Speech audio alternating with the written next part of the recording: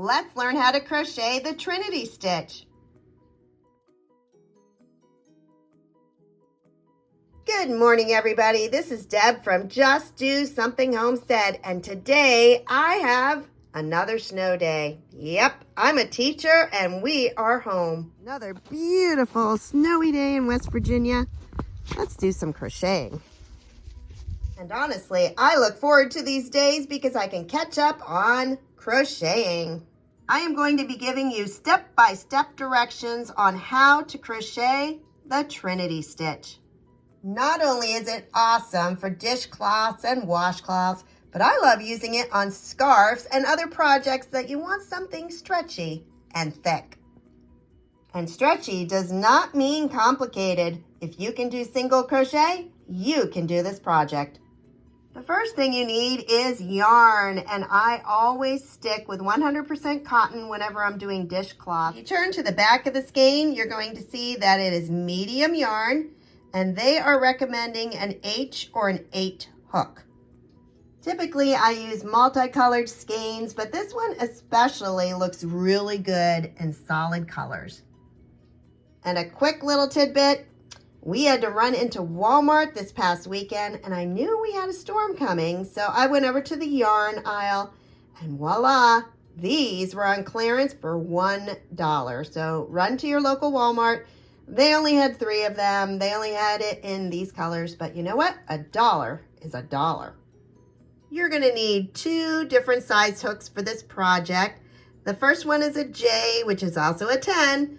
And that is a 6.00 millimeter. But the bulk of your crocheted project is going to be using an H, also known as size 8, and it is a 5.00 millimeter. And if you are fairly new to crocheting, I highly recommend you stick with light colored yarn. That makes your work so much easier to see. If you're using a very dark yarn, it's difficult to see where the hook needs to go. So today, I'm using this bright yellow. You're going to use your J hook first, and that is just to do the chain. Sometimes it's a struggle to keep your chain large enough. So if you are to use this bigger hook, you're going to find that it's much easier to keep it consistent. So grab your J hook and the end of your yarn. I'm going to start by putting a slip knot onto my hook, and I do that with my dominant hand. I'm going to take that yarn and hold it with my thumb. Then I wrap it around my hand and turn it around. Now I take that hook and I'm going to go under and over and pull it. Right there is that knot. Now there are a gazillion ways to hold your hook. This is the way I hold it. I don't hold it like a pencil. Some people hold it that way. But I hold it so that this flat place is basically where my thumb stays.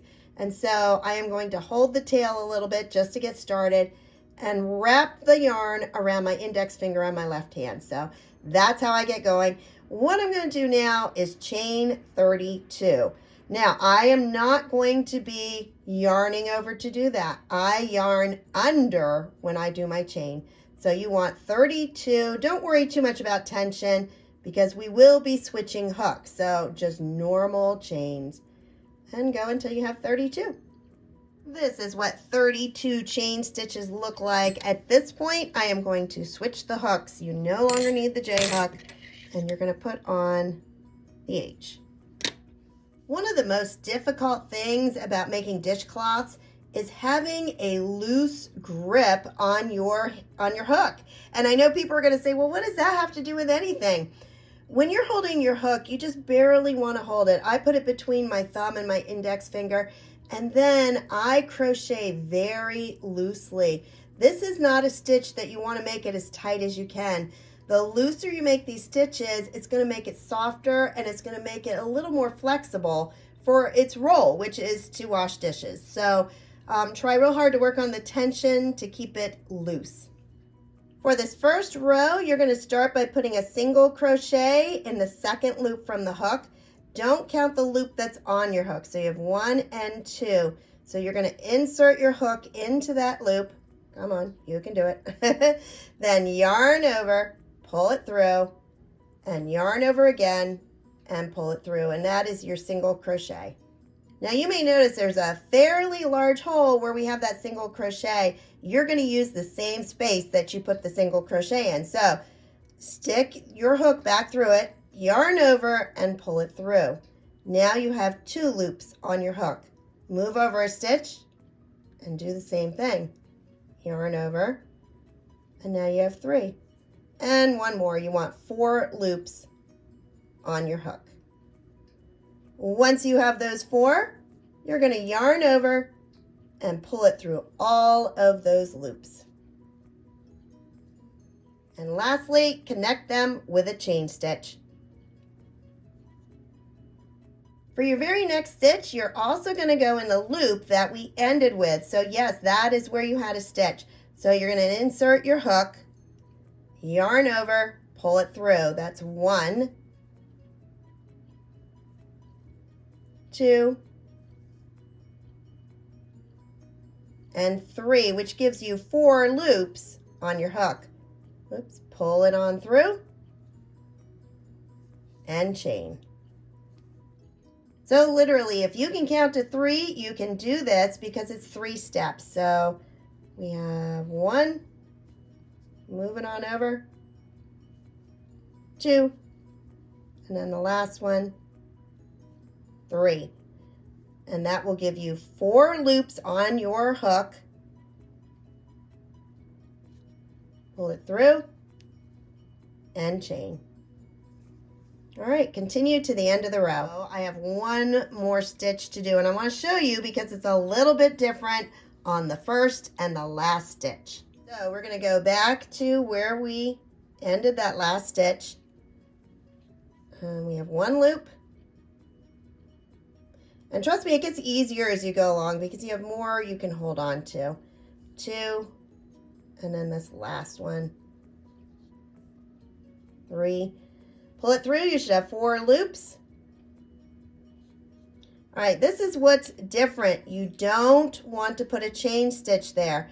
Instead, you want to go back into that space, yarn over, and do a single crochet.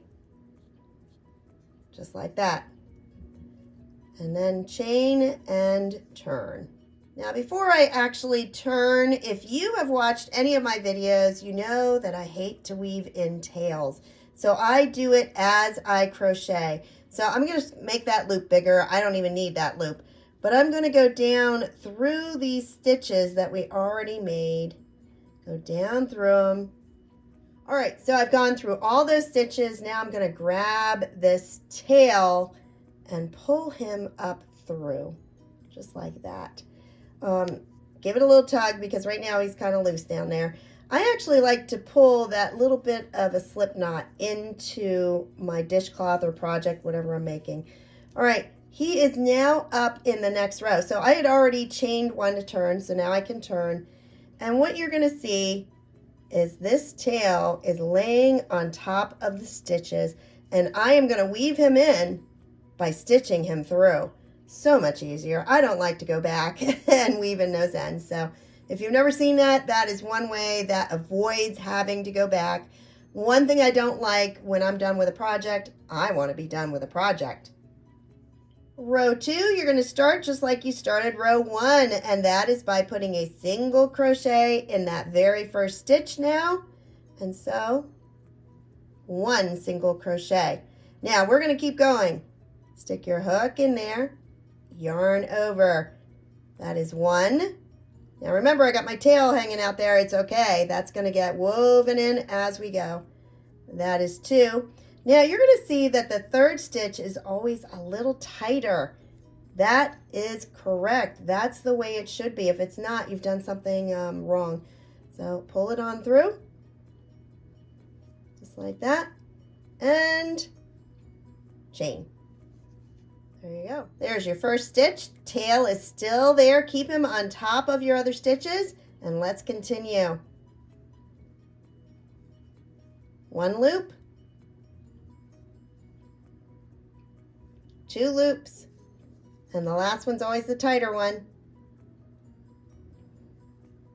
Now I notice my tail has moved a little. Get him back on top of that stitch. There you go.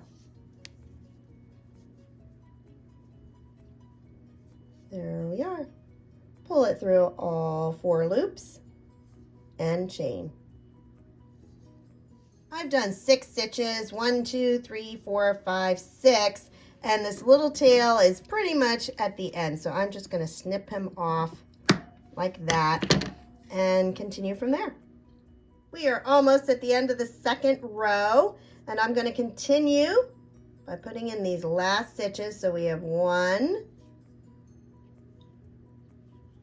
2, and then the last one's kind of on the curve, but it's definitely the last stitch. Remember, we ended with a single crochet, and 3. Now you are going to pull this through, but here's the difference. Don't put a stitch there. Instead, go back down and add another single crochet. Then chain 1 and turn. And we're going to continue, and you always start with a single crochet.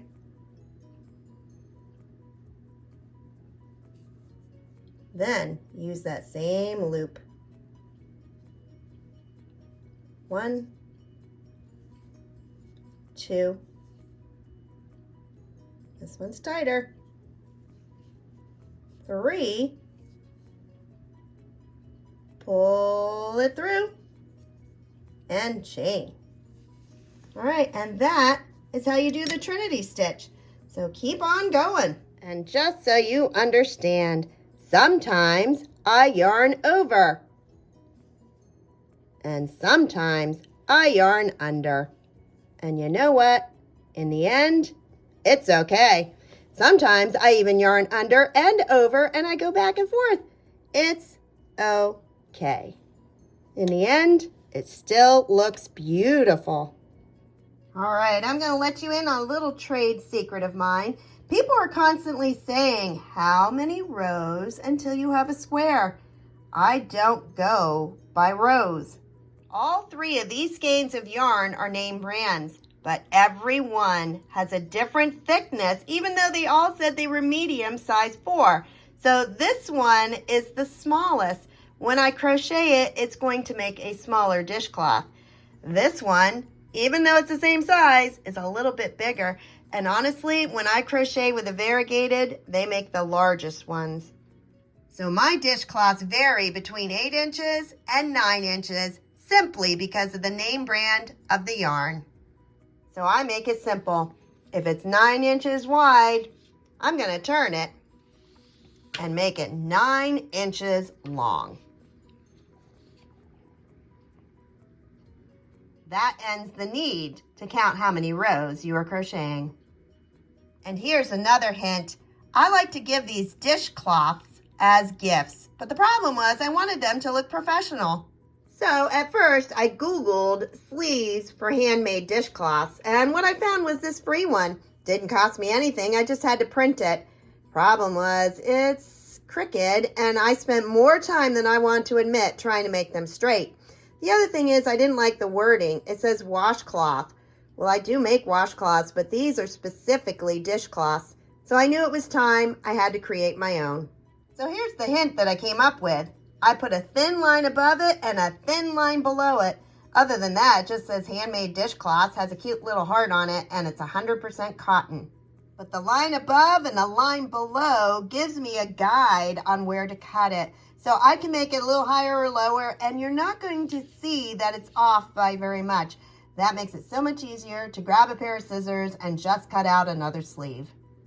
Then I fold my dishcloth in half, fold it again like a book, place my sleeve on top of it, just like that, and then straighten it out, turn it over, and tape the sleeve together.